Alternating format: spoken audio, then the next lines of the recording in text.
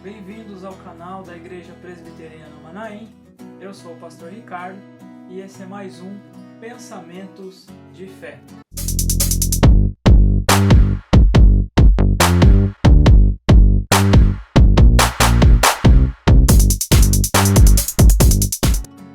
No último vídeo do Pensamentos de Fé, nós falamos sobre os ofícios de Jesus, e o primeiro ofício destacado no vídeo anterior foi falar que Jesus foi profeta.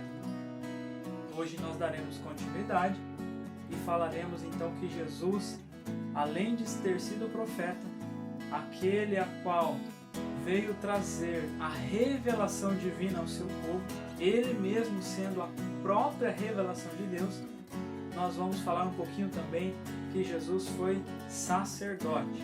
Antes de iniciarmos, desafio a você, se inscreve no nosso vídeo, no nosso canal, aliás, deixa um like no vídeo, se inscreva no nosso canal, ative o sininho das notificações para você ficar antenado, receber as novidades que estarão vindo, toda semana vindo vídeos novos para que você acompanhe e vamos juntos em nome de Jesus. Então, para falar sobre os ofícios de Jesus, então ele foi profeta e hoje nós destacaremos que ele também foi sacerdote. Então, uma breve reflexão, nós precisamos entender o que significa então ser o sacerdote. Então, nós dividiremos esse tema em dois vídeos.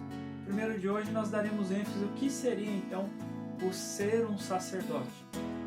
Sempre estaremos fazendo um comparativo entre o Antigo e o Novo Testamento, pois a Bíblia ela se complementa, ela é completa com os dois livros, Antigo e Novo Testamento. É assim que toda a palavra de Deus se revela a cada um de nós. Então, no Antigo Testamento, Deus estabeleceu, Deus deu ordens ao seu povo para que realizasse então sacrifícios em significado para purificação de pecados.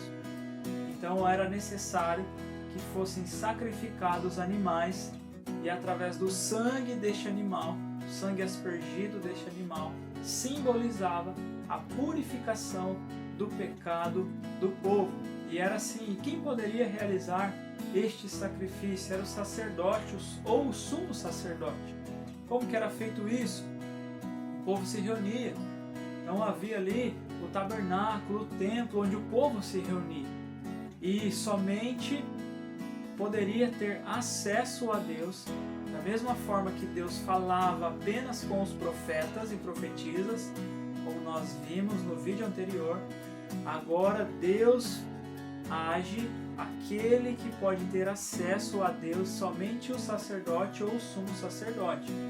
Então havia ali as divisões do templo. O povo não chegava nem até o pátio do templo, nem até o pátio do tabernáculo. Havia uma cortina que separava o povo de Deus. E ali só poderia chegar o sacerdote até o pátio. E no Santo dos Santos, onde simbolizava ali a presença de Deus, só poderia entrar o sumo sacerdote. E ainda assim, uma vez por ano, só assim que ele poderia chegar a Deus.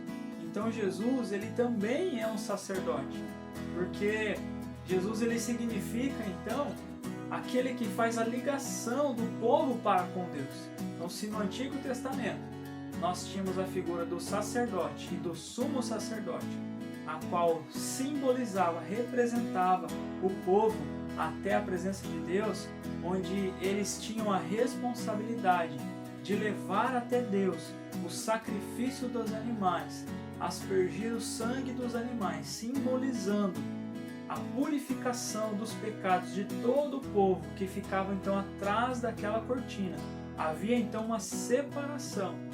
E o Santo dos Santos significava a presença de Deus.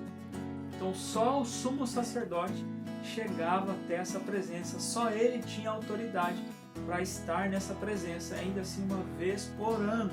O povo tinha um véu que separava.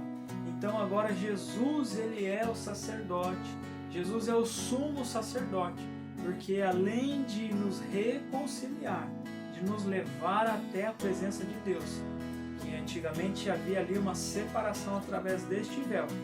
E a Bíblia relata para nós que uma vez que Jesus foi morto e ressuscitado na cruz do Calvário, esse véu então foi rasgado de fora a fora. Não existe mais separação entre nós e Deus. Nós não precisamos mais de um sacerdote ou de um sumo sacerdote para nos representar diante de Deus. Então esse é o significado do sacerdote, aquele que oferecia sacrifícios a Deus, significando, representando a purificação dos pecados de todo o povo. Era assim no Antigo Testamento. E agora no Novo Testamento, Jesus, ele é o sacerdote real, ele é o sumo sacerdote, porque além dele nos representar diante de Deus, além dele nos reconciliar para com Deus, ele é o próprio sacrifício vivo de Deus. Por isso que ele declara, e ainda eu citei no vídeo anterior, que ele é o Cordeiro de Deus que tira o pecado do mundo. Na verdade, João Batista faz essa declaração no Evangelho de João: eis o Cordeiro de Deus que tira o pecado do mundo. Aleluia! Então, Jesus, ele tem estes três ofícios. Profeta, ele veio anunciar a palavra de Deus, ele veio anunciar aquilo que Deus desejava falar ao seu povo, e ele é essa própria revelação. Mas ele também é o sacerdote, da qual vem da parte de Deus e nos leva para com Deus. De que maneira? Através do seu sacrifício na cruz do Calvário. Então, se no Antigo Testamento eram realizados